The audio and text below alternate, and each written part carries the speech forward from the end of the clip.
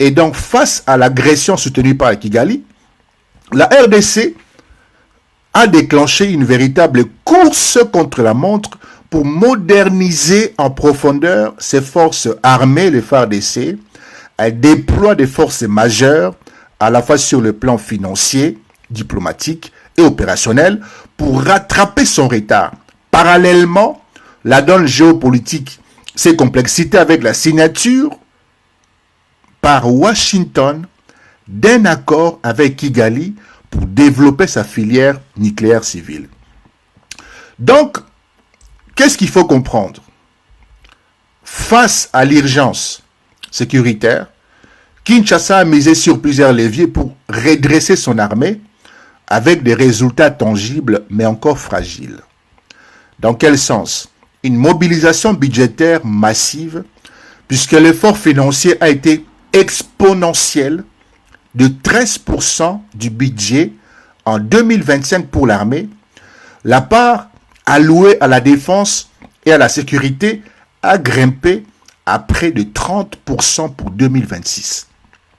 Ce qui pourrait représenter environ 5 à 6 milliards de dollars pour l'armée, alors que l'Iran, c'est 7 milliards. Vous comprenez que on quitte de 400 millions en 2018 pour arriver à près de 5-6 milliards pour l'armée. Kinshasa est dans la diversification des partenariats internationaux.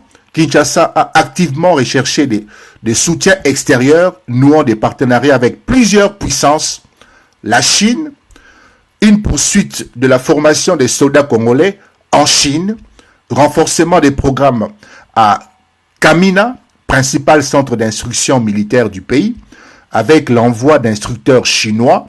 Nous avons la Turquie, une signature qui a été effectuée en mai, ces mois-ci, d'un contrat entre Afridex et l'entreprise publique turque Makin pour l'achat d'armements, de munitions et d'équipements modernes pour le FARDC. Vous avez la Belgique, une coopération militaire axée sur la formation des soldats, signe évidemment d'un renouveau de liens militaires entre ces deux pays. Et l'Union européenne, assistance via une nouvelle mesure d'aide de 10 millions d'euros destinée à appuyer les capacités militaires des FARDC. Et un renforcement des effectifs, puisqu'en avril 2026, un plan de recrutement de 40 000 jeunes a été annoncé pour gonfler les rangs de l'armée face à un ennemi bien équipé. L'effort le plus visible concerne l'équipement ou l'acquisition des technologies modernes pour l'armée congolaise. Des drones et des hélicoptères de combat, les FARDC ont intensifié leurs frappes avec des hélicoptères et drones lourdement armés. Selon certaines sources, les États-Unis auraient fourni à la RDC 30 drones de combat et un radar militaire sophistiqué. Épreuve de la montée en compétence de l'armée, les FARDC ont abattu 2 drones de l'armée rwandaise en avril 2026. Les amis, l'armée congolaise aurait renouvelé sa flotte avec de nouveaux drones chinois, améliorant ses capacités de surveillance et d'attaque. Et donc, un bilan nuancé.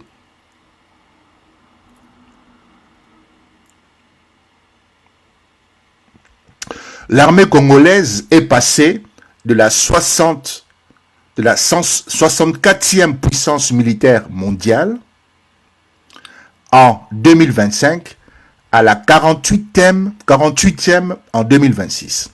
Donc 64 à 48. Mais ces bons ne reflètent pas la réalité du terrain ou de défis,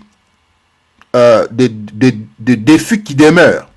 Parce que le 1-23 a su attirer des combattants expérimentés, 2 ex-CNDP renforçant son encadrement, et l'armée congolaise manque toujours de cohésion interne.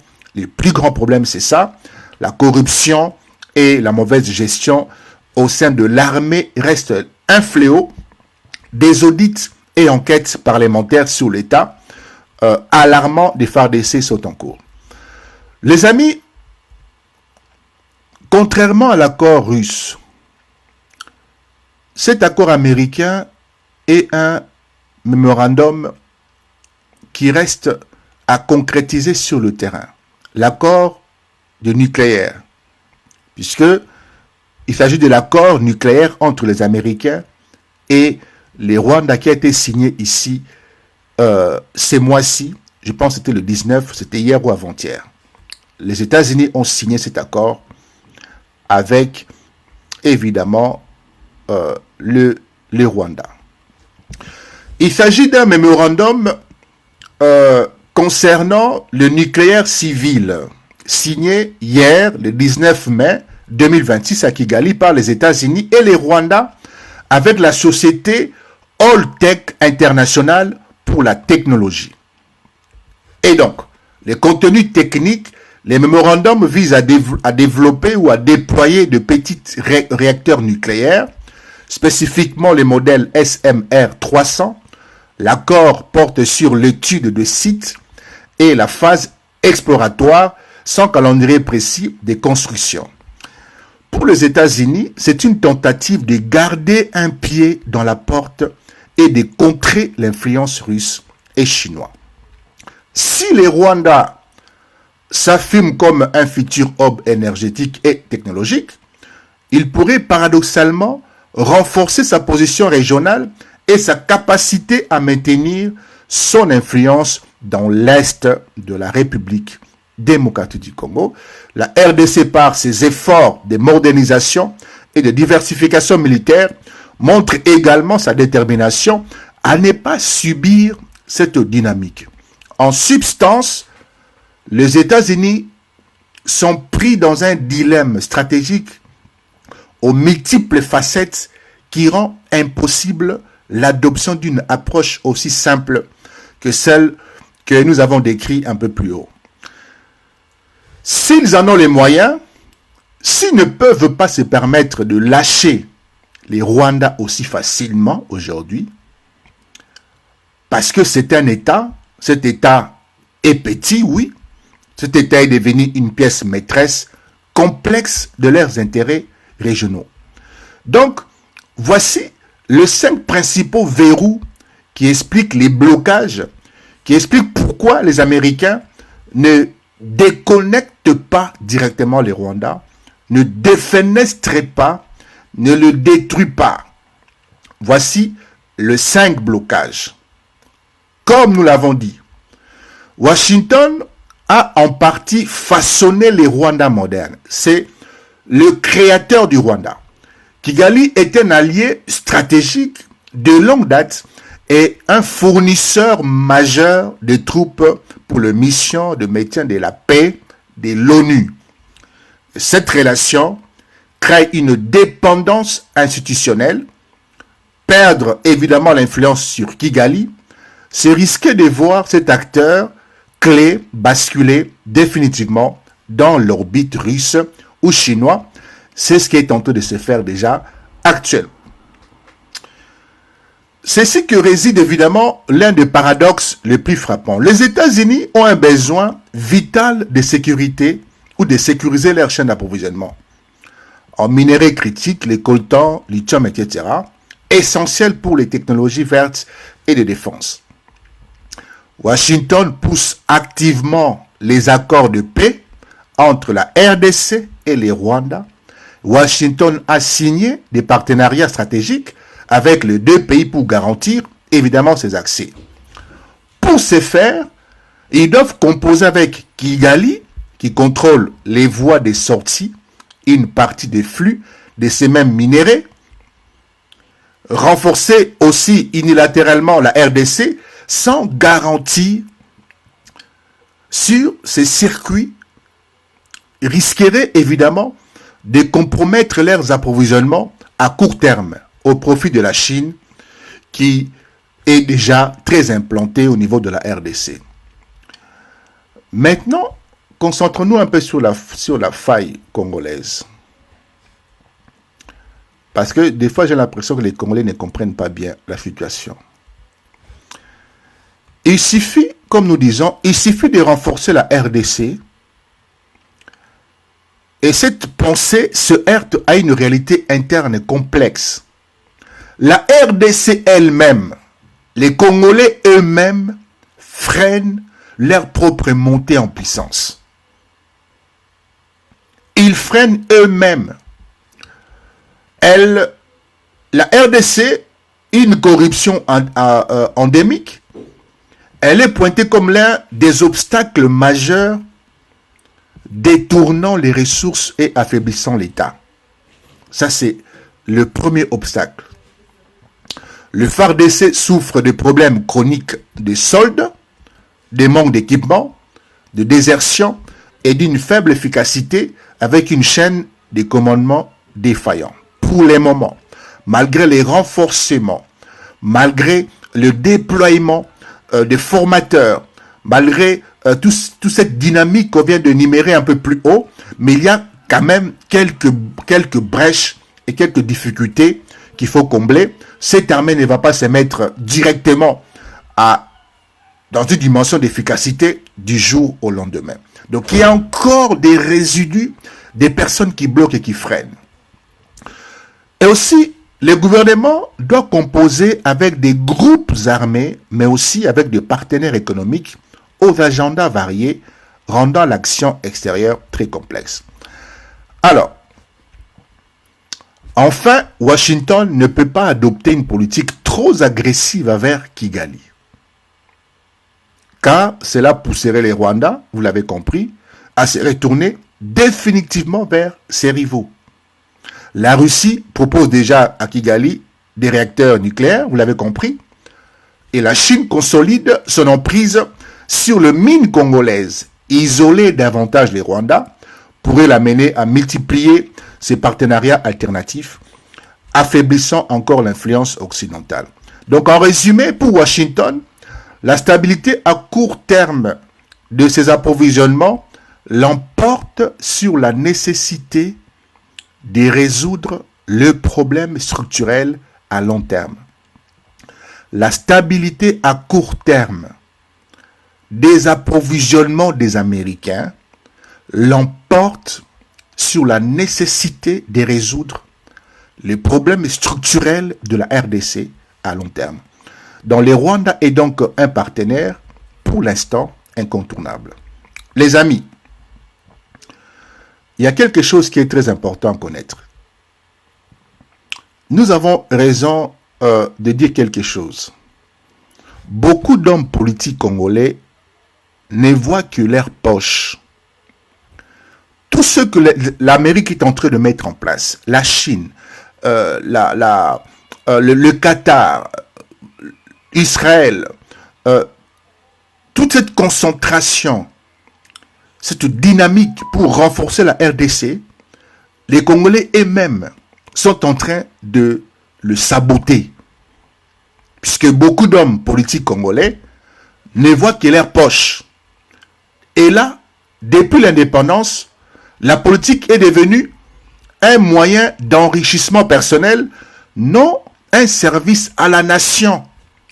Le titre minier détenu informellement, les réseaux de contrebande d'or et de coltan, le poste public utilisé comme des vaches à lait, tout cela crée des intérêts privés qui s'opposent à toute politique de souveraineté.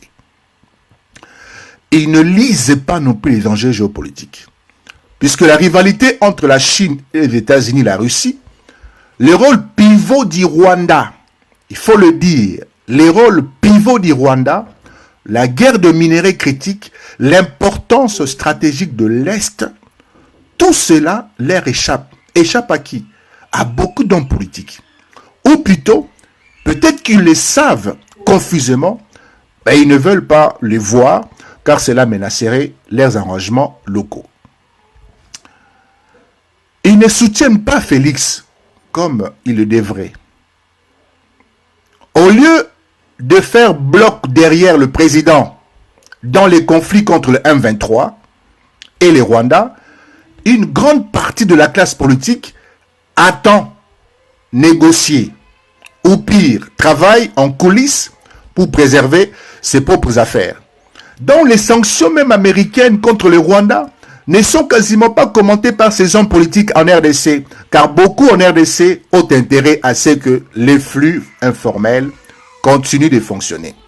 Chers amis, faisons un paradoxe ou faisons un crochet pour comprendre une chose. Nous avons évoqué Mobutu tout à l'heure avec justesse. Il a eu la centralisation absolue. Toutes les manettes étaient entre ses mains. Il a eu la vision, l'authenticité, l'unité nationale. Mais Mobutu avait échoué pour deux raisons que nous avons identifiées. Mobutu n'a pas sanctionné. Pourtant, il avait la vision. Il avait mis en place l'authenticité. Mais sa plus grande erreur, il n'avait pas sanctionné. Il a laissé la prédation se généraliser, car lui-même était le premier prédateur. Il avait confondu l'État avec sa caisse personnelle. Deuxième élément, il avait manqué de sévérité dans l'application de la loi. Non pas qu'il était laxiste, il était impitoyable avec ses opposants, mais il ne s'est jamais attaqué au système de corruption qu'il avait lui-même installé. La main de fer était évidemment au service de la prédation, pas de la discipline républicaine. La leçon est cruelle, évidemment. La centralisation ne suffit pas, puisqu'on veut centraliser les pouvoirs, on va avoir un contrôle absolu. Il faut un leader qui soit à la fois puissant et intègre. Or, le pouvoir absolu corrompt aussi si on n'est pas sage, si on n'est pas éveillé.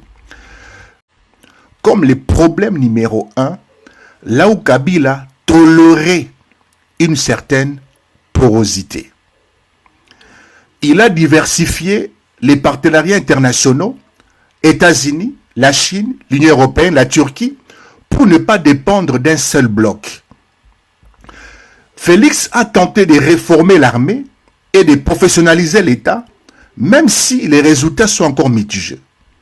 Félix, il a pris de risques politiques majeurs, la gratuité scolaire, lutte contre la corruption affichée, qui déplaise évidemment aux élites traditionnelles. Mais comme nous sommes en train de constater depuis quelques mois, il est complètement isolé. Sa propre coalition, l'Union sacrée, est remplie de gens qui les soutiennent par intérêt et non par conviction. Beaucoup d'entre eux ont des activités dans l'Est ou des liens avec des réseaux transfrontaliers. Ils ne veulent pas d'une guerre totale contre le Rwanda, car cela mettrait en danger leurs affaires. Kagame, de son côté, il a bâti un État où l'élite est disciplinée, où le patriotisme est obligatoire sous peine de disparaître. Ce n'est pas une démocratie, évidemment, mais c'est une machine de guerre efficace. Tshisekedi n'a pas cette liberté que a Kagame. Il doit composer avec un parlement, des partis, corrompus ou pas, et une société civile qui peut être aussi instrumentalisée, de médias qui n'ont pas le même narratif, et surtout des intérêts privés puissants. Les amis, il faut comprendre une seule chose. Face à tout ça, face à ces méli-mélos, face à ces non-concordances, face aux désignants, aux querelles intestines, au désarroi politique, les Américains finiront par se fatiguer. Pour quelle raison? Parce que leur intérêt principal n'est pas la paix en RDC, mais l'accès aux minéraux critiques et l'équilibre à vie. Les amis, nous sommes véritablement attaqués, donc je vous demande, s'il vous plaît, de tapoter et de nous sécuriser, sinon tout va couper.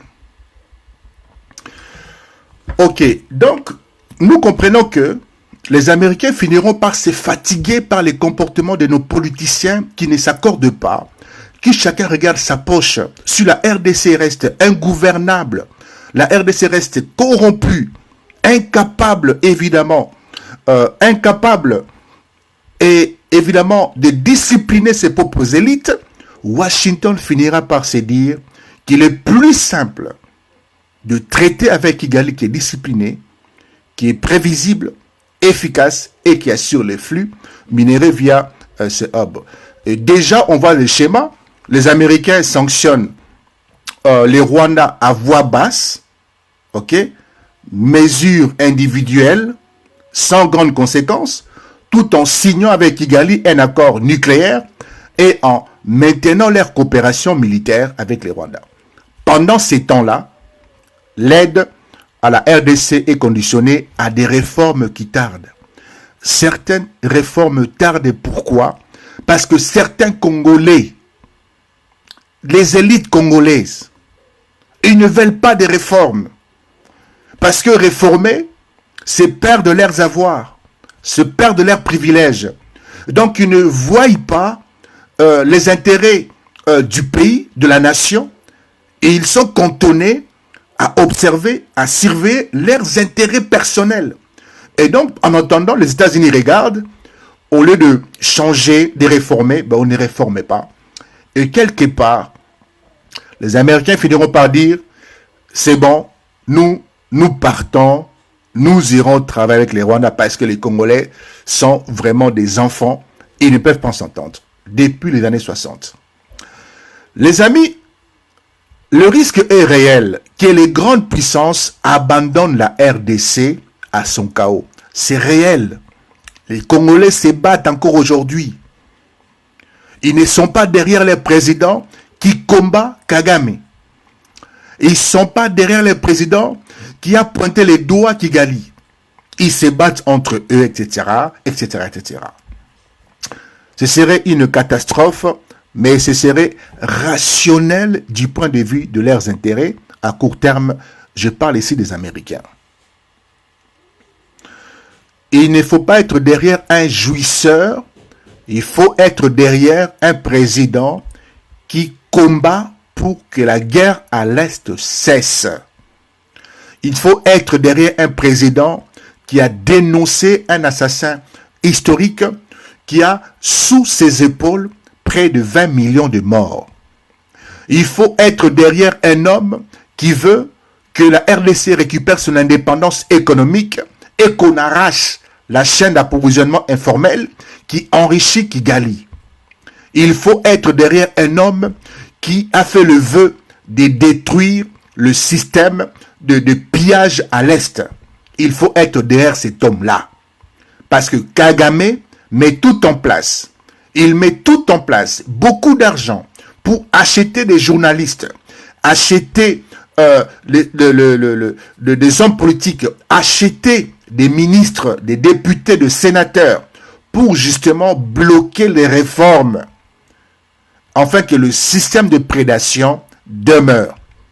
Et donc, si vous les Congolais, au lieu de vous mettre derrière le chef d'État qui s'est levé au risque de sa vie, de combattre le pillage, si vous vous mettez à les combattre, alors vous faites l'affaire, vous mettez de l'eau au moulin des affaires de Kagame. Donc vous travaillez pour Kagame. Vous comprenez?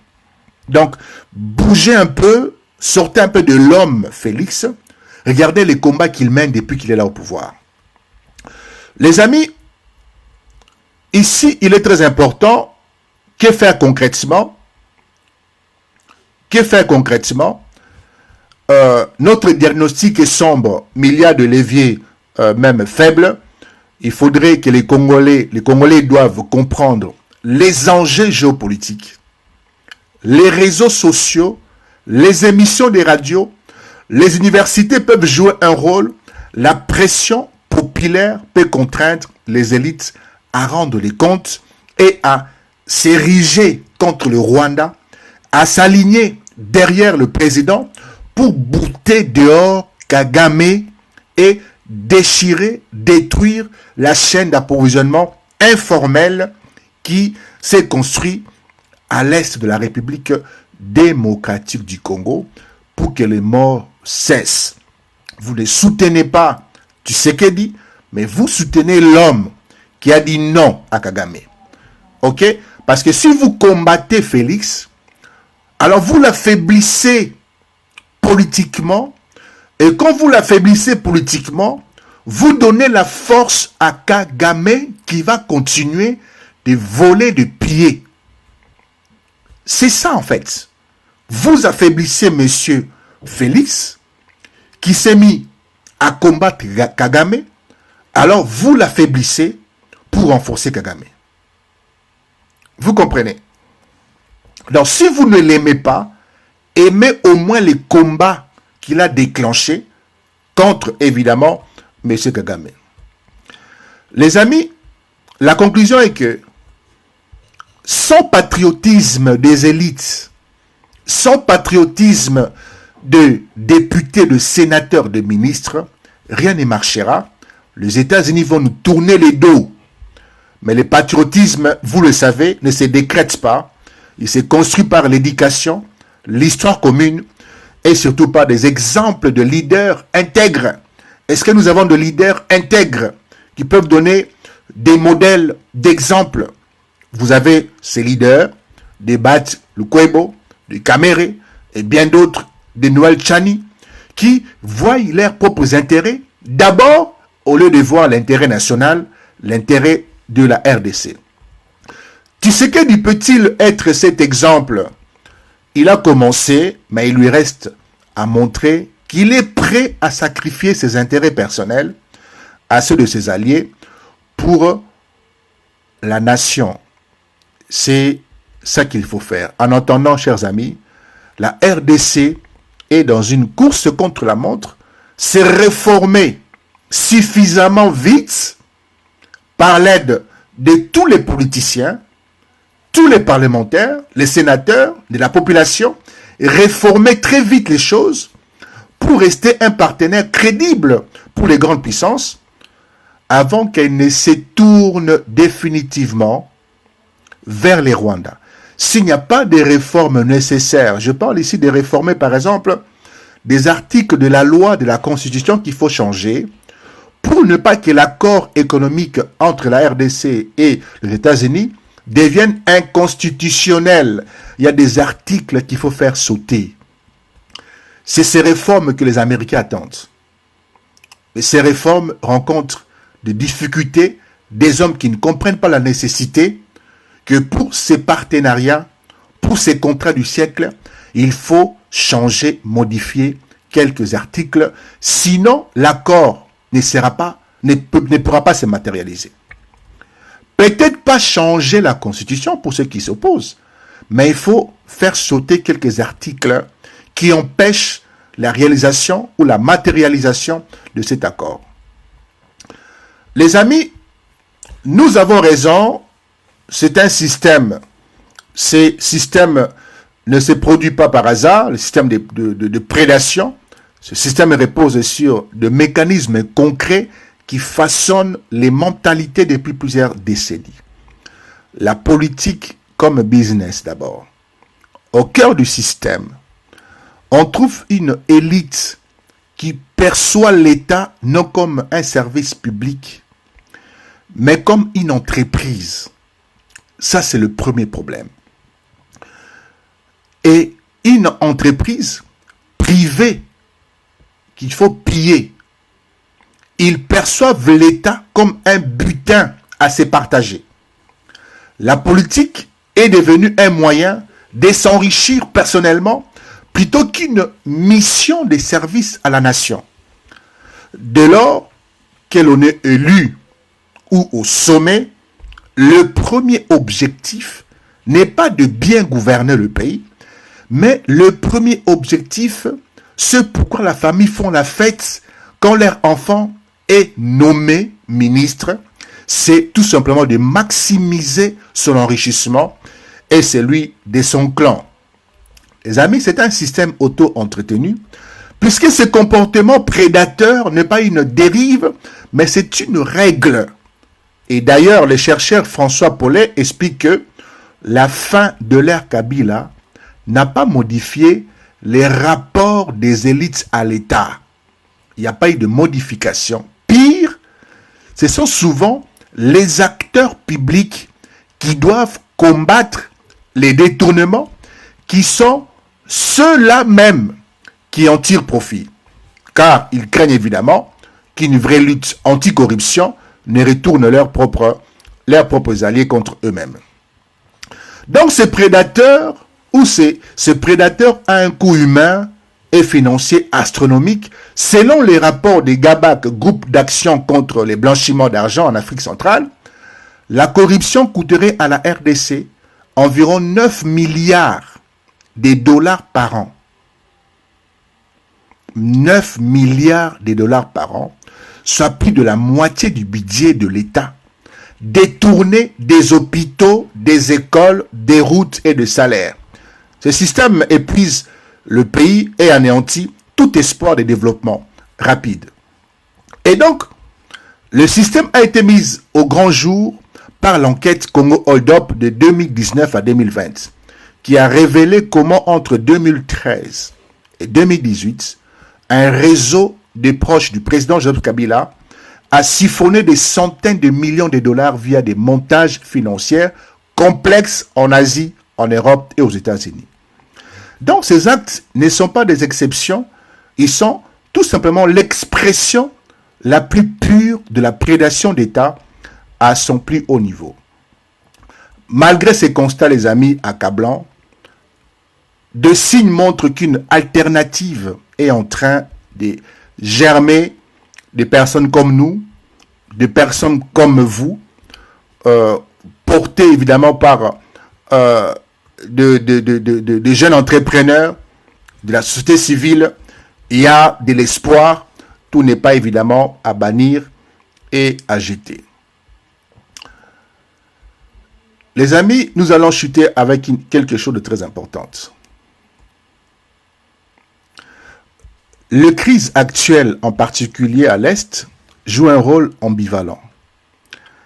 Elle pourrait être un accélérateur de prise de conscience ou un facteur d'enlisement. Et donc, la fin des illusions, pour beaucoup de Congolais, la guerre en cours brise définitivement le mythe d'un État protecteur et capable. Et face à l'effondrement des autorités officielles, les communautés prennent leur sécurité en main, nous parlons des Wazalendo, développant des systèmes d'autodéfense et une solidarité de survie. Cette douloureuse autonomie est une forme de rupture. Plus personne n'attend rien de l'État prédateur. Le risque du chaos, inversement, la guerre peut aussi renforcer le système. Les conflits permettent de justifier l'état d'urgence, de suspendre les règles, de détourner l'attention et les fonds de la défense et d'offrir de nouvelles opportunités de prédation, commerce d'armes, trafic de minerais, contrôle des routes, etc. Et donc les conflits durent depuis plus de 3 décennies et a profondément remodelé la société de l'Est, créant une économie de guerre parallèle. Un révélateur est un accélérateur. Pour le pays tout entier, la crise est un révélateur de l'échec du système. Elle met en lumière l'incapacité des élites prédatrices à faire face à une menace existentielle. Cette humiliation nationale pourrait être le choc nécessaire pour qu'un nombre critique de Congolais exige un véritable changement et que certains membres de l'élite, pris des cours, finissent par être discrédités, chassés.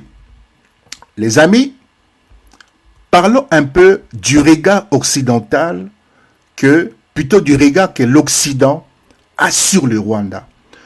Ce regard que beaucoup de Congolais n'ont pas. Et comme ils n'ont pas ce regard objectif, ils pensent que le Rwanda c'est juste un tout petit pays qu'il faut écraser avec son pied. Et c'est là l'erreur en fait. Parce que la géopolitique c'est aussi comprendre le pays des autres pays. Se lire la politique d'autres pays. Mais les Congolais, pas la majorité, je dirais la majorité, et une minorité quand même, qui s'intéressent au mouvement d'autres pays. Le Rwanda d'aujourd'hui n'est plus celui des années 1990. Il faut l'imprimer. C'est un pays qui s'est métamorphosé en profondeur, devenant un acteur clé et incontournable sur la scène continentale et mondiale. Sa stratégie repose sur un savant mélange des puissances dures et de pouvoirs d'attraction. La puissance économique du Rwanda, c'est un miracle au cœur de l'Afrique. Un Congolais normal doit connaître ça, comme nous connaissons la puissance et l'économie américaine, comme nous connaissons la puissance économique chinoise. Mais votre voisin qui vous étudie, qui vous contrôle, qui vous infiltre, qui vous connaissent, vous les Congolais, vous ne connaissez pas les Rwandais. C'est une erreur stratégique. C'est une erreur. C'est même un crime de ne pas connaître la position structurelle et la position des forces du Rwanda.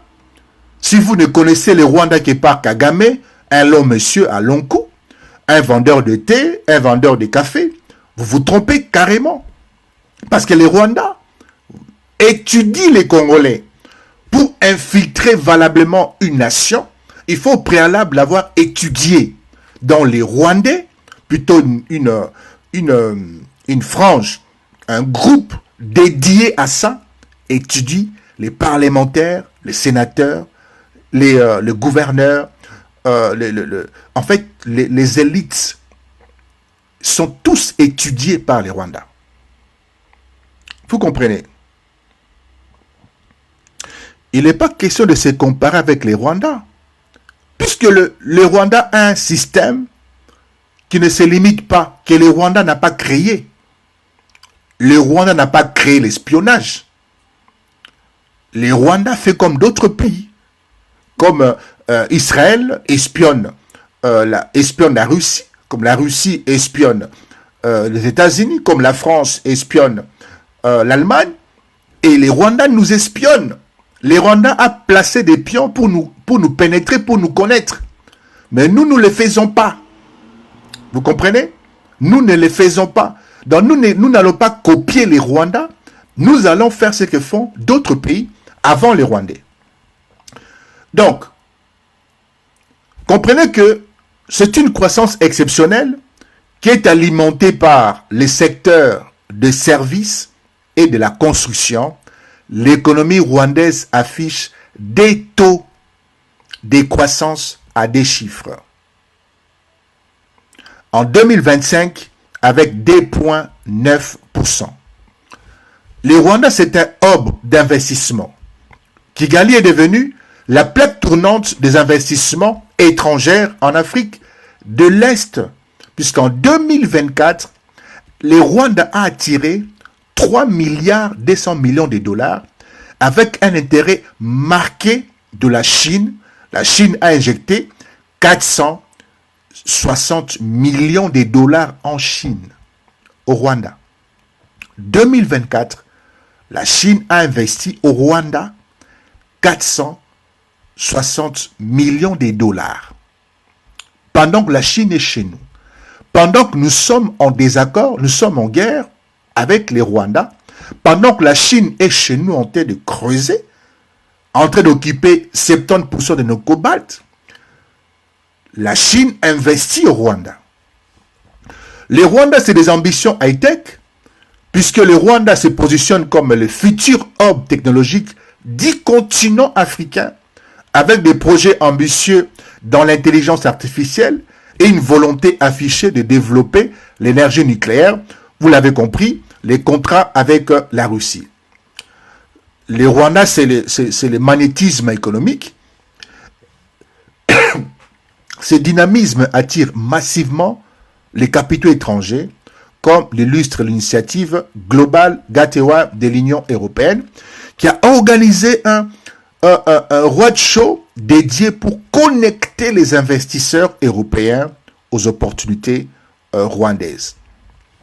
Le Rwanda, c'est aussi la puissance militaire, une armée qui inspire la crainte dans la région, l'élite évidemment incontestée des Grands Lacs.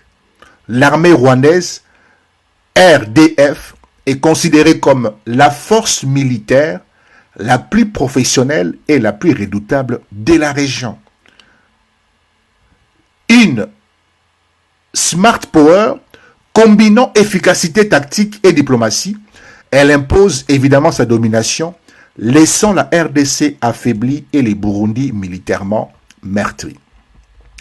Au cœur de la sécurité internationale, le Rwanda est l'un des plus importants contributeurs des troupes aux opérations de paix de l'ONU.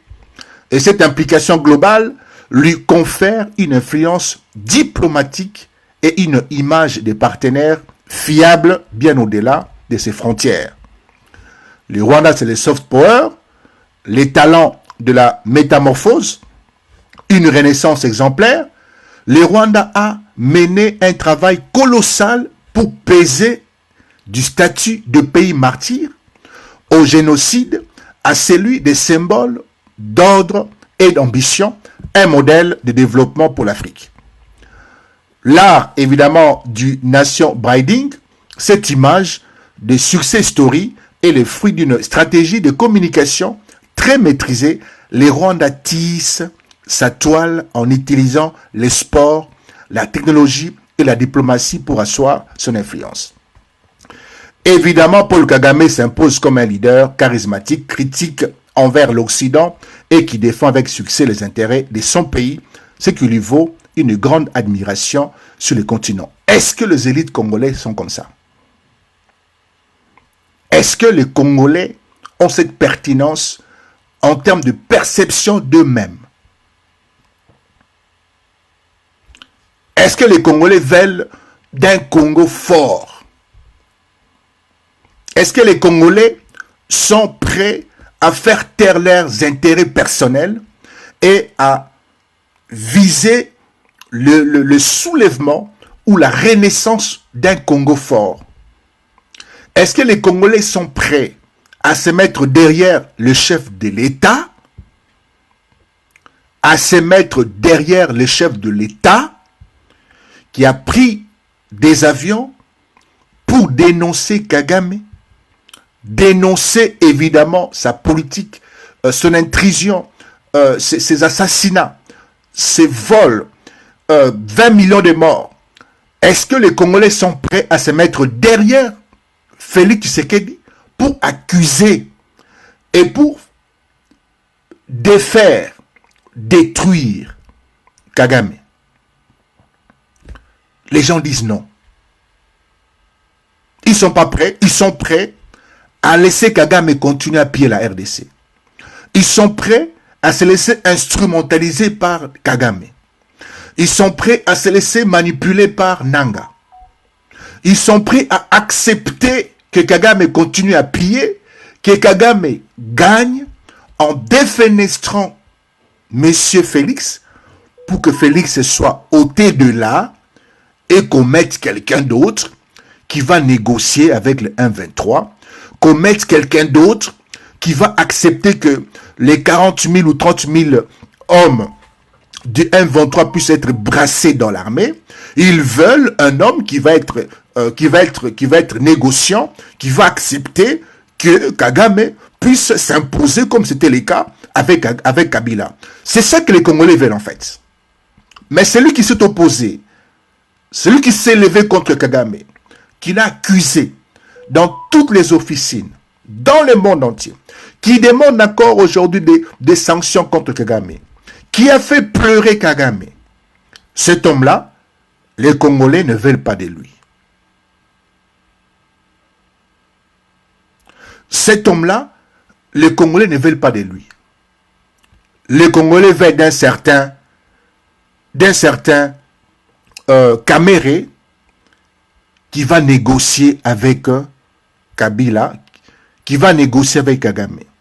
Les Congolais veulent d'un certain Fayoulou qui est parti signer des accords avant de reculer avec celui que l'État congolais avait condamné.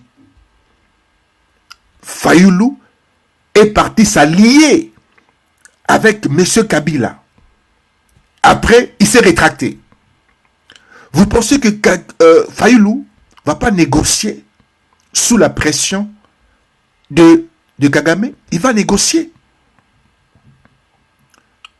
Donc pour vous, Monsieur Félix doit quitter sa chaise pour laisser s'asseoir quelqu'un d'autre.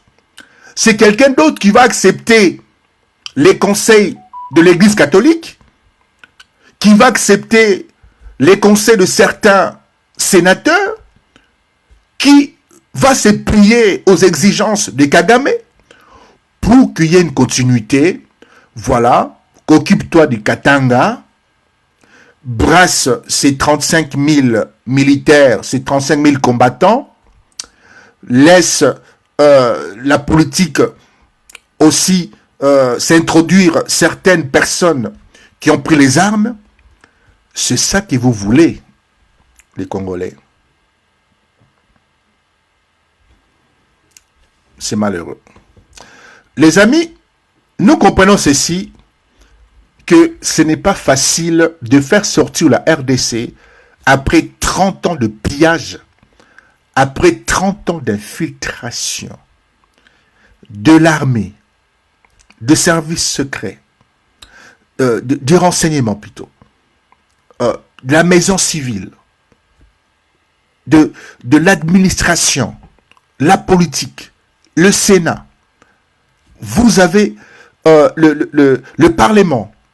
Partout, nous avons subi l'infiltration. Vous pensez que c'est en 4 ans que les choses vont se décanter?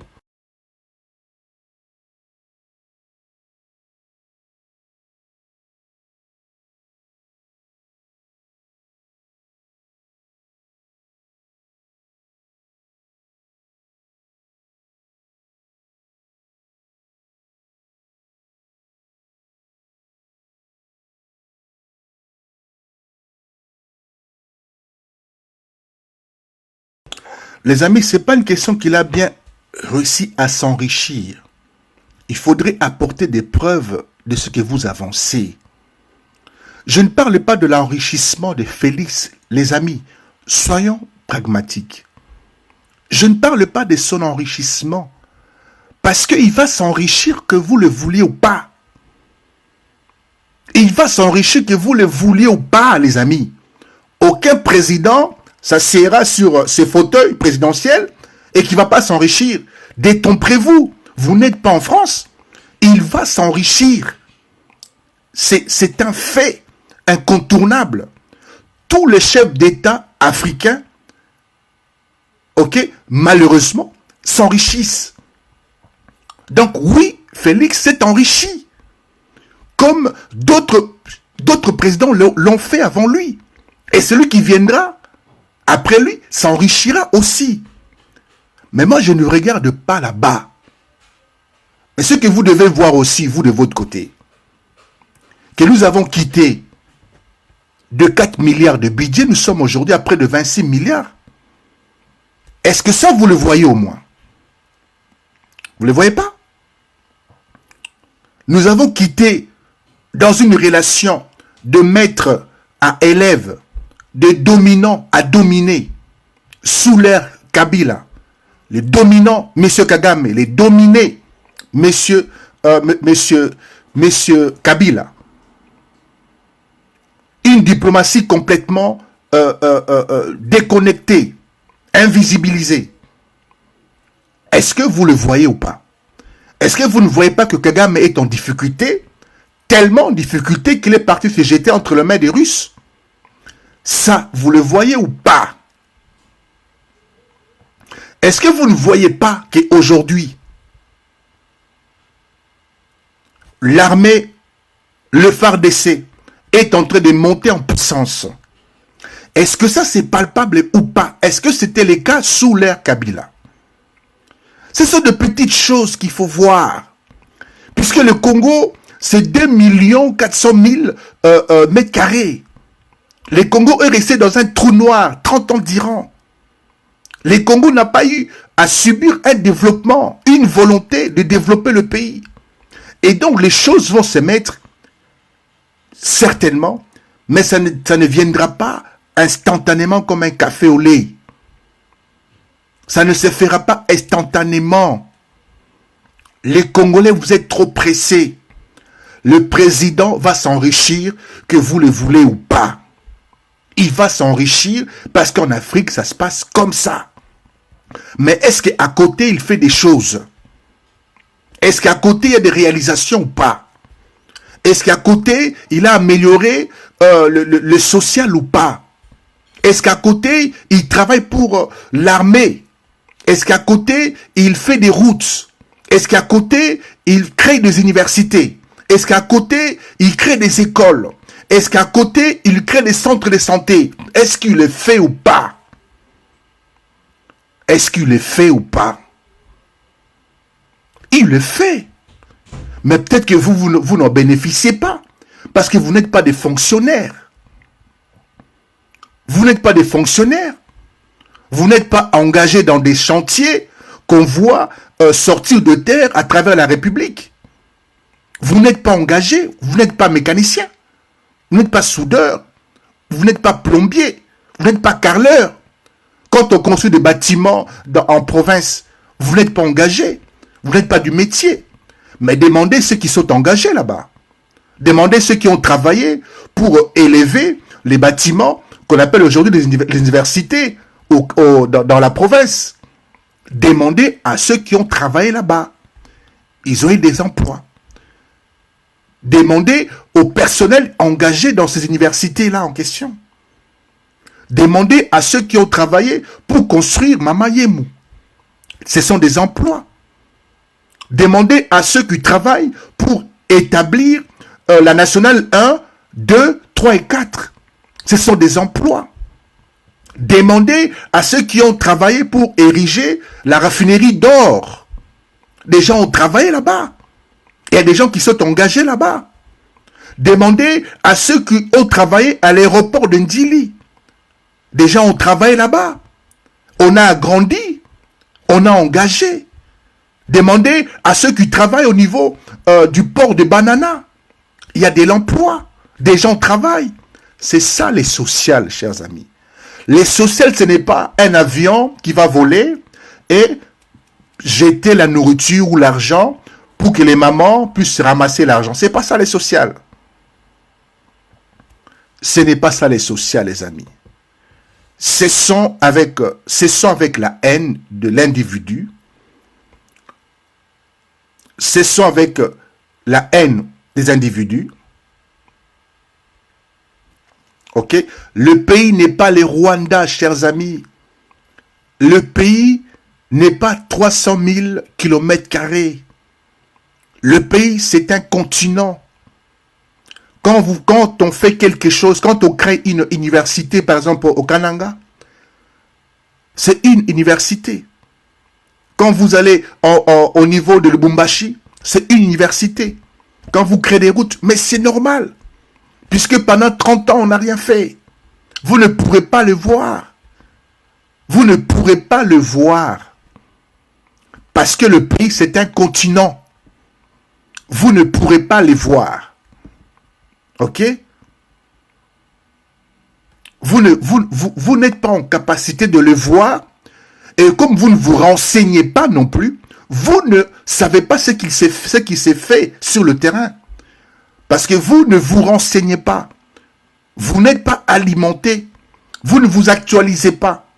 Donc vous n'avez aucune idée de ce qui s'est fait. Vous regardez dans votre environnement, dans votre entourage. Mais ce qui s'est fait à 200 km, vous ne le voyez pas. Ce qui s'est fait à 900 km de là où vous êtes, vous ne le voyez pas. Vous êtes à Kinshasa. Mais ce qui s'est fait là-bas à Uturi, vous ne savez pas. Parce que vous ne vous alimentez pas. Ce qui s'est fait à la frontière de la Zambie et de la RDC, ce qui s'est fait là-bas, vous ne le voyez pas. Parce que vous n'êtes pas prêt. Vous n'êtes pas informé. Voilà pourquoi vous dites, on ne fait rien. Ok? Vous êtes au pays, mais localisé à Ngaba. Vous êtes au pays, mais localisé à Mbinza. Vous êtes à Massina. Vous êtes dans une ville à Gombe. Mais vous n'êtes pas à 200 km où on construit des routes nationaux. Vous n'êtes pas à 500 km de chez vous où on construit des écoles, des universités. Et comme vous n'êtes pas alimenté, vous ne suivez pas les infos. Vous ne suivez pas les informations. Comment voulez-vous savoir? Vous ne saurez rien parce que vous n'êtes pas habitué à lire. Vous n'êtes pas habitué à vous informer. Vous ne suivez pas l'actualité économique de la RDC. Vous ne suivez pas les actualités liées aux infrastructures, à des choses qui se font sur le terrain. Vous n'êtes pas alimenté. Vous n'êtes pas alimenté. Et donc, au-delà de tout ça, vous savez que le Rwanda a été sanctionné. Au-delà de tout ça, vous savez que Kagame est parti se jeter entre les mains des Russes. Vous pensez que c'est pour rien? Vous pensez que c'est pour rien que Kagame a décidé d'aller se jeter entre les mains des Russes? Vous pensez que c'est pour rien? Vous pensez que qui a déclenché ça? Qui est à la base de ça? Dire ça, ce n'est pas soutenir un individu, mais c'est soutenir une politique. Il faut soutenir une politique, soutenir des actions qui sont posées, qui vont en faveur de votre pays. Mais ne soutenez pas un individu. Soutenez des actions posées. Reconnaissez que cet homme qui est au pouvoir a fait ça. Grâce à lui, les Américains sont venus en RDC. Grâce à lui, les Qatar viennent investir chez nous. Grâce à lui, Israël vient chez nous. Grâce à lui, la Turquie. Grâce à lui, nous achetons. Grâce à lui. Croyez-moi que si c'était quelqu'un d'autre pouvoir, on allait brasser l'armée. Croyez-moi. Croyez-moi. Les amis, nous allons continuer. Les Américains n'ont jamais été bénéficiaires pour un pays. Bénédiction. Les Américains ont été une bénédiction pour le Qatar, mon cher. Les Américains ont été une bénédiction pour la Corée du Sud. Les Américains ont été une bénédiction pour l'Égypte. Les Américains ont été une bénédiction pour l'Europe ici, là, qui est en guerre, ravagée. Les Américains ont été une bénédiction pour l'Arabie Saoudite. Les Américains ont été une bénédiction même pour l'Angola. Les Américains ont été une bénédiction même pour le Kenya. Mais vous n'êtes pas informés. Vous n'êtes pas informés, les amis. Laissez-vous informer, c'est beaucoup mieux. Botika Batuba informé Bino. Après Bokende ko faire ba recherche. Les Américains ont aussi été une bénédiction pour le Zaïre. Est-ce que vous savez que le Zaïre a été soutenu pendant près de 30 ans par les Américains? Est-ce que vous savez que ces Américains ont soutenu le Zaïre? Et pourquoi se sont-ils détachés du Zaïre? Mais ça, il faut travailler esprit Nabino. Vous savez que le français était le premier soutien de Mobutu. Est-ce que vous savez que la France de Mitterrand, c'était le soutien indéfectible de Mobutu? Est-ce que vous savez ça? Est-ce que vous savez que les Américains ont soutenu, ont empêché le Congo belge avec la rébellion de Tchombe et l'autre au niveau du Kasaï? Est-ce que vous savez que ce sont les Américains qui ont empêché la dislocation, la déchirure, le découpage pendant les sécessions de Tchombe? Est-ce que vous savez que ce sont les Américains qui ont empêché ça? Boebiango? Boebiangote. Les amis, ne crachez pas sur les Américains. Si vous respectez, si Mobutu avait la vision de construire son pays, si Mobutu avait sécurisé la chaîne d'approvisionnement que le Rwanda sécurise aujourd'hui avec son armée, cette chaîne d'approvisionnement dont les grandes puissances ont besoin depuis la colonisation. Depuis la colonisation. Les caoutchoucs, depuis la colonisation, les amis. La bombe atomique avec l'uranium, depuis la colonisation. Nous avons la révolution numérique, des téléphones, etc. dans les années 90. La chaîne d'approvisionnement Mobutu n'a pas eu l'intelligence de discipliner son armée si l'armée de Mobutu n'était pas démantelée par lui-même, en créant la DSP à gauche, en améliorant les conditions à droite, en marginalisant les autres. Nous serions aujourd'hui l'une des plus grandes puissances militaires, économiques d'Afrique, si pas parmi le monde. Mobutu a négligé l'armée, alors que si l'armée est négligée, comment allez-vous protéger votre frontière? L'armée a été négligée, mon ami Drapeau Zaïrois. L'armée a été divisée parce que si cette armée était suffisamment outillée, suffisamment nourrie, suffisamment forte, cette armée allait résister contre le Rwanda, contre l'Ouganda, contre le Burundi. Mais cette armée ne s'est pas battue. Cette armée a ouvert la porte. Les ennemis sont entrés parce que l'armée ne s'est pas battue. Cette armée ne s'est pas battue. Pourquoi? Parce que Mobutu avait réduit les capacités. Mobutu les avait affamés. Mobutu avait peur qu'on lui fasse un coup d'État. Et la peur l'a poussé à subdiviser l'armée, à segmenter l'armée et à nourrir la DSP remplie des gens de sa tribu. Mobutu était quelque part un tribaliste. Vous comprenez? Et donc, la dislocation, le fait d'avoir détruit l'armée, a ouvert la porte d'entrée au Rwanda. Parce que cette armée n'étant plus payée, nourrie, abandonnée, laissée pour compte, cette armée ne pouvait plus se battre pour Mobutu. Cette armée ne pouvait pas protéger la chaîne d'approvisionnement. Et le Rwanda s'est positionné en tant que les protecteurs de la chaîne d'approvisionnement.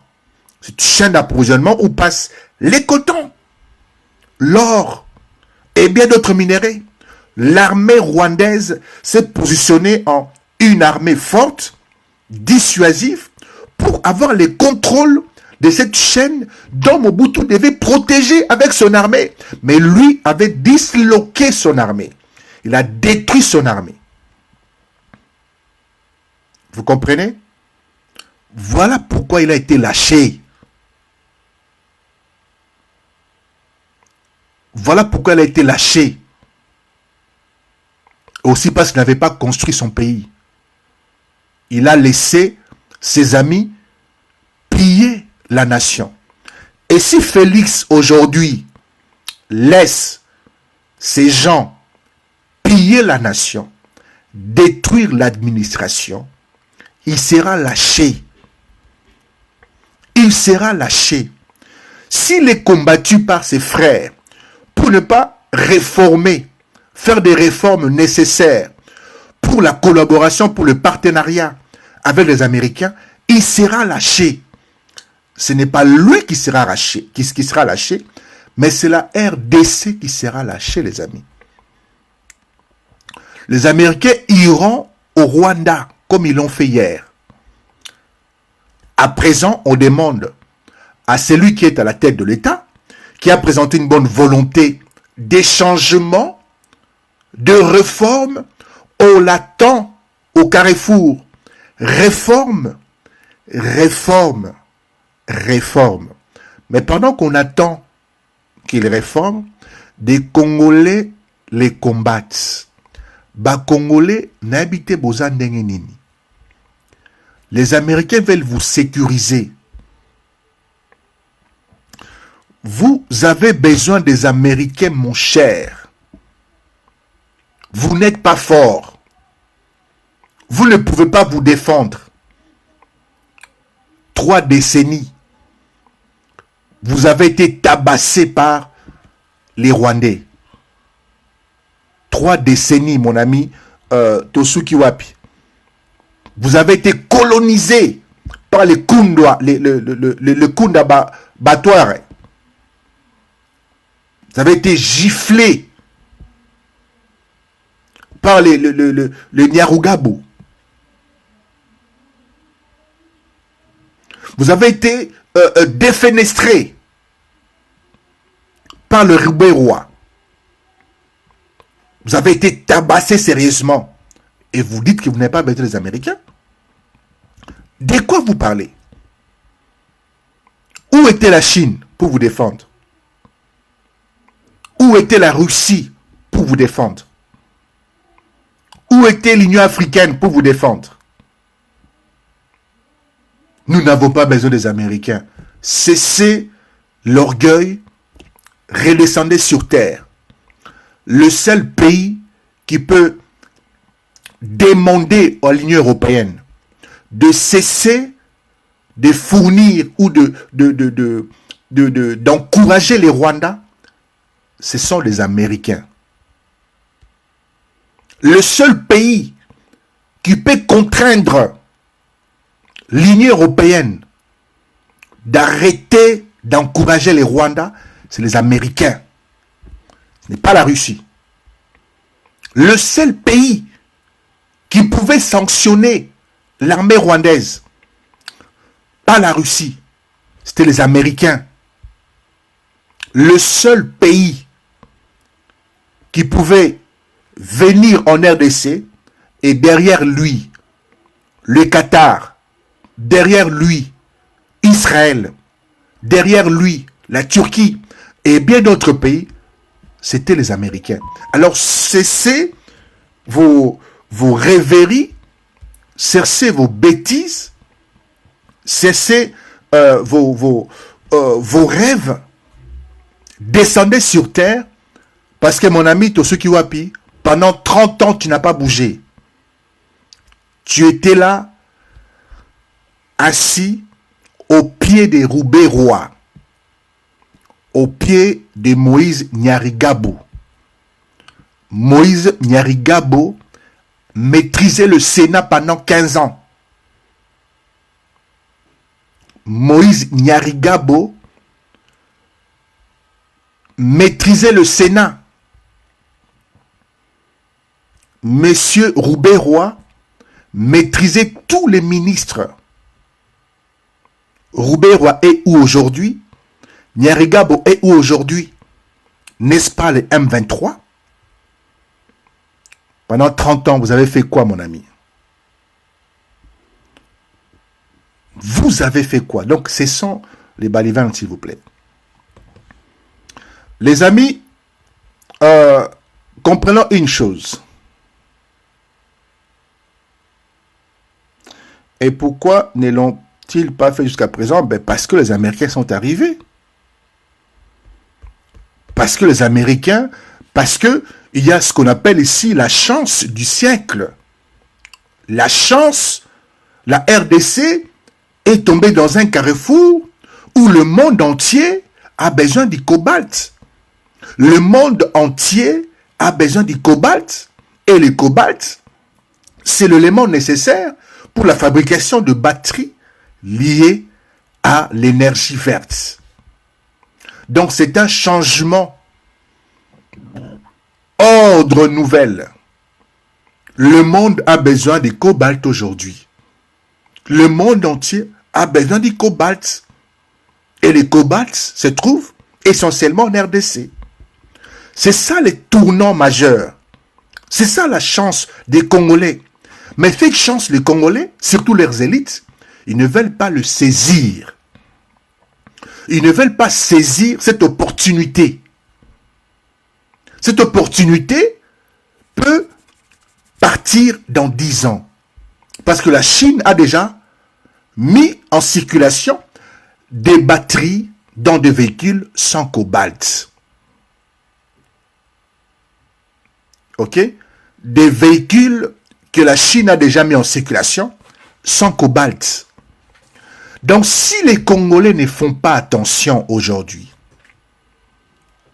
s'ils ne se ressaisissent pas, s'ils restent dans leur connerie de dispute intestine, les Américains vous diront bye bye, bye bye, bye bye.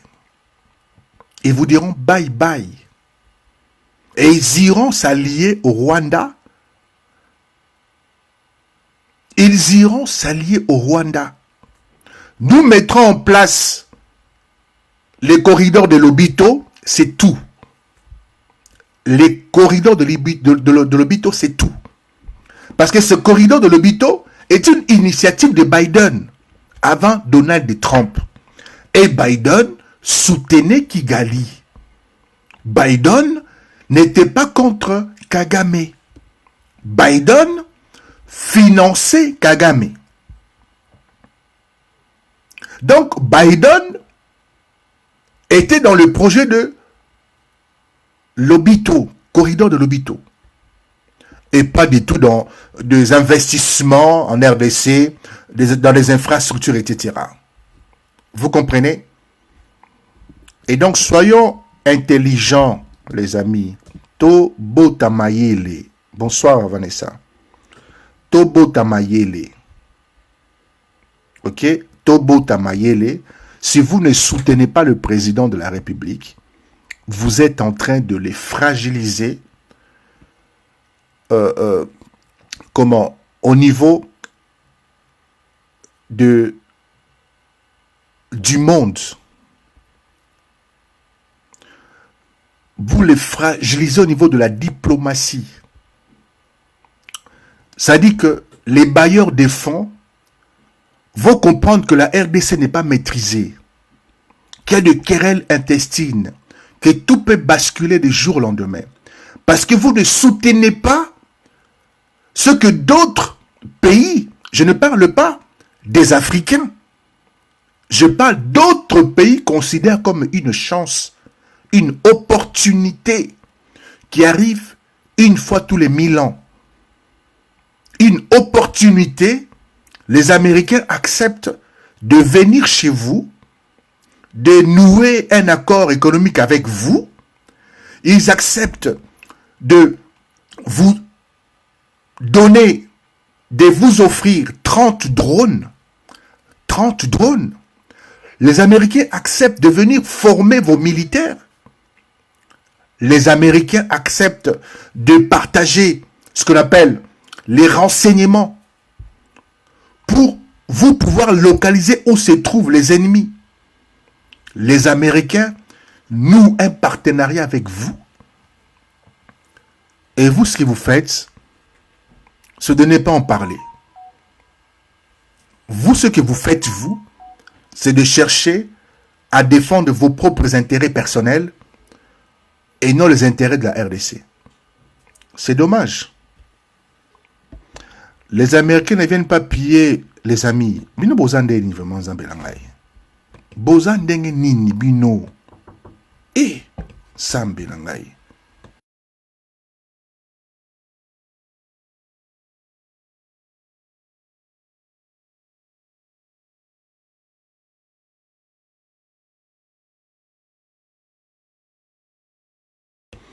Mais Boza Ndenge Nini, n'a pas comprendre binoté bas congolais. Je ne sais pas comment vous êtes créé. Je ne comprends pas. Je prends un exemple. Certains Africains ont soutenu Kagame pendant près de 3 décennies. 3 décennies, les Camerounais, les Togolais, les Ivoiriens, les gens d'en face, les Congolais du Brazzaville, ont soutenu Kagame. Nous ont considérés, nous, comme des faibles, de personnes incultes, et ont élevé Kagame comme étant un prodige. Pendant que Kagame tuait chez nous 30 ans d'Iran, nos voisins ont profité de notre faiblesse. Ils nous ont ri au nez. Ils nous ont sous-estimés. Ils nous ont appelés des danseurs, des comédiens. Et personne n'est venu nous aider. Personne n'a parlé pour nous. Aucun pays, ni l'Union africaine, personne n'a parlé pour la RDC. Au contraire, ils se sont moqués en disant, ils se font taper par un petit pays, le Rwanda. Ils ont dit qu'on s'est fait taper, humilier par un tout petit pays, le Rwanda. Mais ceux qui n'ont pas dit, ceux qui n'ont pas voulu voir, ou ceux qui ne disaient pas, c'est que ces Rwandais étaient soutenus par l'Union européenne. Et que ces Rwandais étaient armés par l'Union européenne. Ils ne disaient pas que ce Rwanda était armé, ces Rwandais étaient formés par les Américains. Et que ces Rwandais bénéficiaient d'un soutien israélien. Ils ne vous disaient pas que le Rwanda détenait la chaîne d'approvisionnement qui alimentait le monde entier, les grandes entreprises du monde. Ils ne vous disaient pas que derrière les Rwandais, le monde entier était pour que nous restions dans une faiblesse éternelle. Ils ne le disaient pas, parce qu'ils refusaient de le voir, parce que personne ne pouvait nous défendre. On nous obligeait à faire des accords. Des accords. C'est les Congolais qui devraient toujours faire des choses. Mais le Rwanda ne pouvait pas faire. C'est nous qui étions acculés. C'est nous qui étions accusés de soutenir le FDLR. C'est nous qui étions accusés de mal gérer notre pays. C'est nous qui étions accusés de détruire nos propres frères pendant près de 30 ans. Nous étions moqués. Mais aujourd'hui, les Américains que ce pays déteste, les Américains que certains pays africains n'aiment pas, ils le détestent. Ces Américains, une opportunité s'ouvre. Nous parlons aujourd'hui de la transition énergétique. Le monde change. Le monde sort de l'énergie fossile pour aller vers l'énergie verte, pour aller vers l'énergie qui ne pollue pas, pour aller vers les batteries. Et donc forcément, le monde a besoin de cobalt. Le monde a besoin de ce que nous détenons. Le monde n'a pas besoin seulement de nos coltans, puisque le coltan était limité. Le coltan, ce n'est pas l'énergie. Les coltans aident évidemment à mettre en avant, à mettre en fonctionnement l'électronique, le téléphone, l'informatique, les iPads, etc. C'est limité. Mais aujourd'hui, les cobalts, c'est l'énergie. L'énergie, c'est différent. L'énergie, c'est différent. L'énergie, c'est du pétrole. Et le monde brûle à cause du pétrole. Le Moyen-Orient a brûlé à cause du pétrole.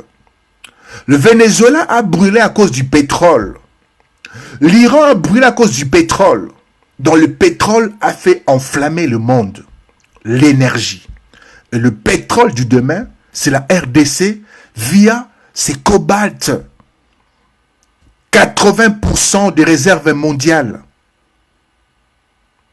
Et donc forcément les Américains, comme ils ont soutenu Dubaï, comme ils ont soutenu les Qatar, pour préserver l'énergie, pour contrôler l'énergie, ils vont contrôler également l'énergie de demain, qui veut dire les cobalts. Et pour que cette énergie soit contrôlée, c'est-à-dire encadrée, c'est-à-dire protégée, il va falloir soutenir l'État congolais. Comme ce fut le cas avec Dubaï, comme ce fut le cas avec le Qatar, comme ce fut le cas avec l'Arabie Saoudite. Si vous ne comprenez pas ça, vous êtes totalement perdu. Vous êtes totalement perdu. Et ce soutien passe par des accords.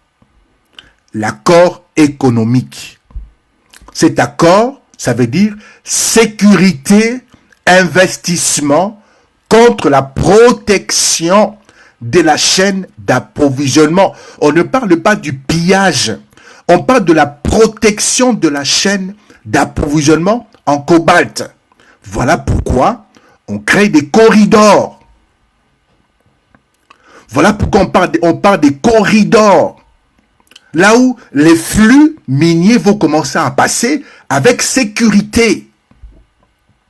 Voilà pourquoi on a mis en place une formation de 40 000 hommes congolais pour justement tendre la protection de ces corridors. Il n'est pas question de piller, il est question de protéger la chaîne d'approvisionnement liée au cobalt. Est-ce que vous comprenez? C'est pas un pillage, c'est la protection.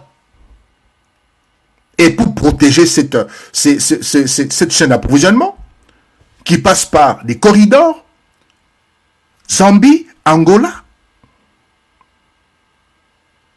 Tanzanie, plutôt Burundi, Tanzanie, Zambie, Angola. Et donc, il faut protéger le chemin, les passages, les tunnels vers lesquels le minerai vont commencer à passer, à transiter. Donc, on est dans la protection de la chaîne d'approvisionnement. Sécuriser le chemin, ce n'est pas le pillage. Et pour sécuriser cette chaîne, il faut une armée forte. Pour sécuriser cette chaîne, il faut une armée stable, une armée opérationnelle, une armée outillée, une armée avec des drones, une armée sécurisée. Cette armée est en train d'être mise en place par les Américains. Les Américains et le Qatar. Il y a ici un investissement, un projet de 100 millions qui est sur la table pour former 40 000 militaires qui ne seront pas pris parmi les militaires corrompus. C'est ça le travail, les amis. Évidemment que la RDC, dans cet accord économique, oblige la transformation en RDC. Le chef de l'État l'a dit et répété à plusieurs reprises que nos minéraux ne sortiront pas sans être raffinés. C'est ça la nouvelle donne. La nouvelle donne est que il faut la raffinerie. Mon ami, Tosuki Wapi, est-ce que tu sais qu'à l'est là-bas, est-ce que tu sais qu'il y a une raffinerie d'or qui est déjà fonctionnelle? Est-ce que tu sais qu'il y a près de 4 milliards injectés pour mettre en place une raffinerie du cobalt et du cuivre? Est-ce que tu sais ça? Est-ce que tu sais qu'il y a 4 milliards d'injectés? Raffinerie du cuivre et du cobalt. Est-ce que tu es informé de ça? Tu n'es pas informé.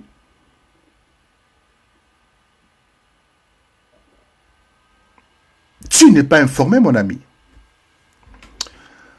Les amis, je vais chuter par là.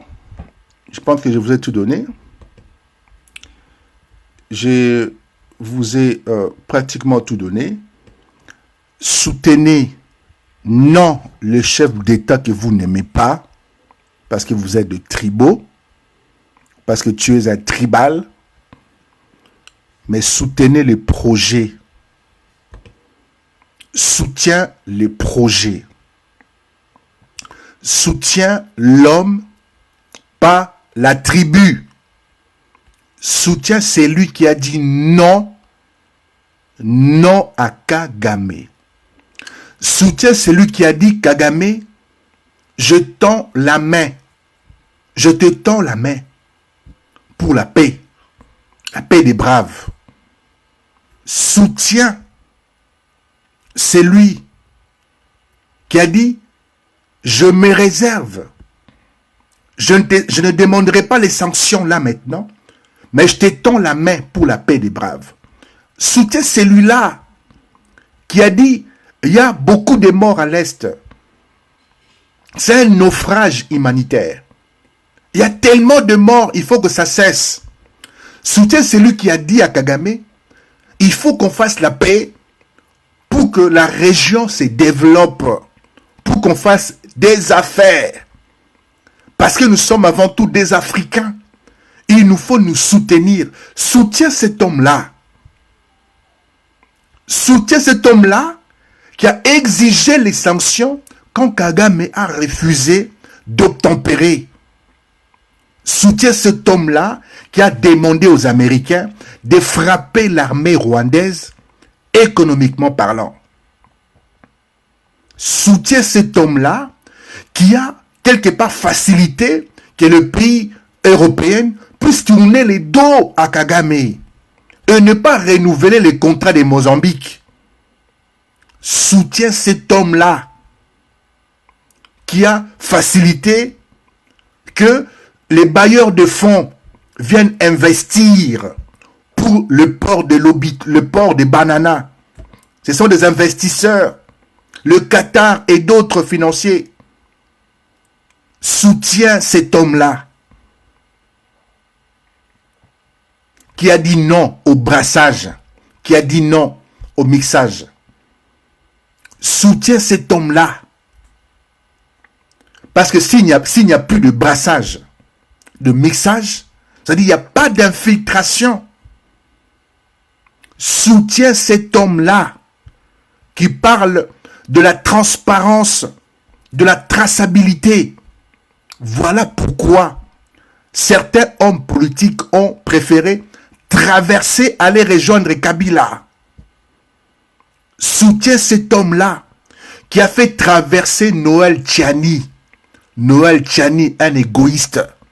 L'homme qui a laissé le père et les mères. L'homme qui a imprimé dans la conscience congolaise père et mère. Ce Noël Tchani a traversé et parti rejoindre Nanga. Soutiens cet homme-là qui a fait traverser Noël Tchani de l'autre côté pour montrer qui il est. Parce que Noël Tchani, à la tête de la Banque centrale, il allait dépouiller, il allait tout simplement trahir, comme il a trahi. Soutiens cet homme-là. C'est de lui qu'il s'agit. Ne soutiens pas un Moulouba, ne soutiens pas un Kassaïen, mais soutiens celui qui a fait reculer Kagame pour l'amener à plonger pour 80 ans l'esclavage dans le bras de la Russie pendant 80 ans.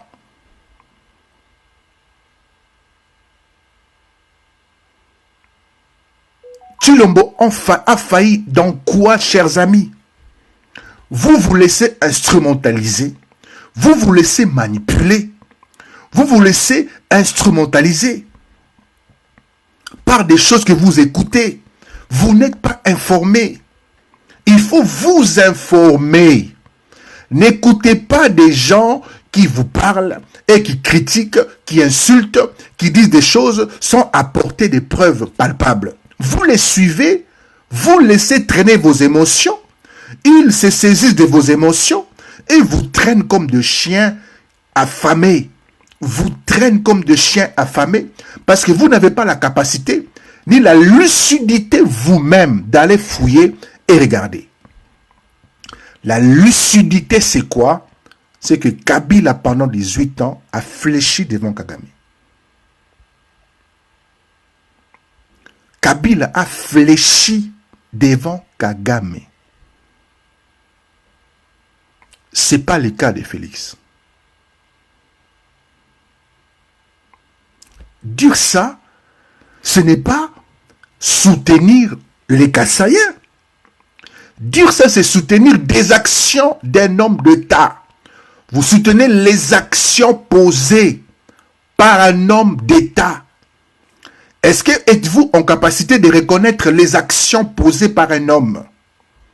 Ou alors, comme c'est un Kassaïen, comme c'est un Moulouba, toutes les actions posées ne sont pas des actions posées parce que c'est un Kassaïen. Les amis, il faut se revoir. Il faut se revoir. Sortez du tribalisme. Sortez du tribalisme et entrez dans la rationalité. Entrez dans les faits. Soyez des esclaves des faits. Soyez des travailleurs des faits. Rendez-vous esclaves. Enchaînez-vous des faits. Ne vous enchaînez pas des émotions des autres. Ne vous laissez pas instrumentaliser. N'allez pas haïr. N'allez pas aider d'autres à haïr. N'aidez pas les autres à haïr. Vous soyez conscient, soyez factuel. Demandez-vous concrètement, qu'est-ce que ce monsieur a fait? Et si on vous donne des éléments, des faits, et la gentillesse, et la justesse, la logique, l'intelligence, de dire oui, c'est vrai, cet homme-là, par rapport à Kabila, certainement c'est vrai que Kabila avait fléchi, certainement c'est lui qui a dévoilé qui est Kabila. Kabila a été dévoilé devant le monde entier, sanctionné par les Américains, que c'est lui qui finance le M23. D'accord? Donc depuis longtemps, Kabila nous jouait un jeu dont il nous avait manipulé. En fait, il était un instrument. En fait, c'est un Rwandais. En fait, donc le Moïse Nyarigabo, tous ces gens, ils étaient tous en intelligence pour nous flouer. En fait, ils étaient en mission. Kabila était en mission. Voilà pourquoi. Voilà pourquoi.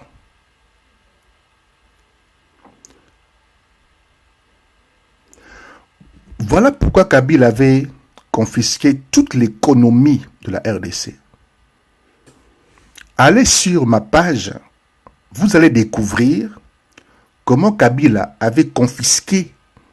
J'ai fait des vidéos où j'explique ce que Kabila était. Comment Kabila n'a pas voulu le développement de la RDC. Comment Kabila a empêché des entreprises de renom de venir produire du pétrole chez nous et d'enrichir la RDC. Allez sur ma page, sur mon mur, il y a des choses que j'ai épinglées là-bas. Vous allez comprendre pourquoi Kabila a emprisonné la RDC dans les non-développements. Et vous comprendrez maintenant la logique de Félix. Ok?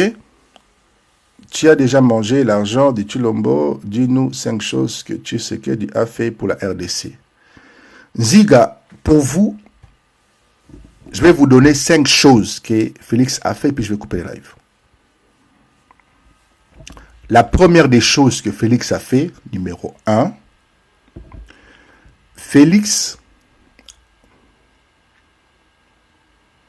a exigé les sanctions contre le Rwanda. L'armée rwandaise, dans l'histoire du Rwanda,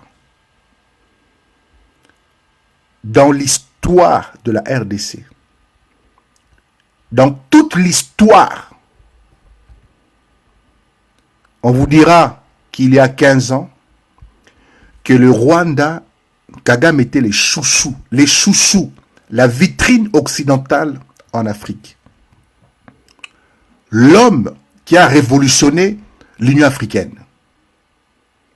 L'homme, les modèles dont des chefs d'État pouvaient se vanter de venir investir au Rwanda. Donc, qui pouvait toucher Kagame à l'époque? Qui pouvait parler mal contre le Rwanda? Qui pouvait s'opposer à Kagame? Même au niveau de la RDC. Quel ministre pouvait insulter Kagame? Qui? Donc, première des choses, l'armée rwandaise a été sanctionnée. La première dans l'histoire. Deuxième, avant même les sanctions de l'armée rwandaise, aujourd'hui, vous avez entendu parler Kagame. Kagame se plaint Il s'est plaint partout qu'il y a une forme de favoritisme. Il y a une forme de clientélisme. Kagame dit que Félix a corrompu les chefs des États africains. Il dit que Félix a corrompu les chefs d'État africains qui ne le regardaient plus comme hier.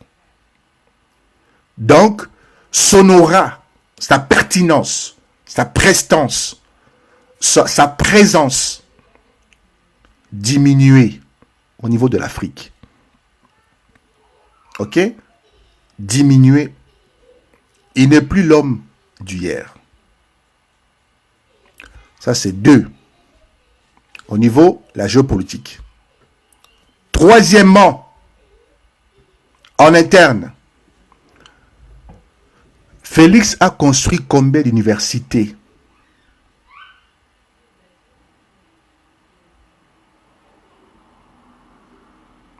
Combien d'universités Félix a construit? Combien des universités que Kabila avait construites? Avez-vous vu l'Inikin avant la rénovation de l'Inikin? Savez-vous que les étudiants allaient faire leurs grands besoins dans la forêt? Le saviez-vous que les étudiants de l'Inikin, quand il pleuvait, les chambres étaient aussi touchées par la pluie? Le saviez-vous que les étudiants de l'Inikin allaient faire leurs besoins dehors, dans la forêt? Avez-vous visité l'Inikin aujourd'hui?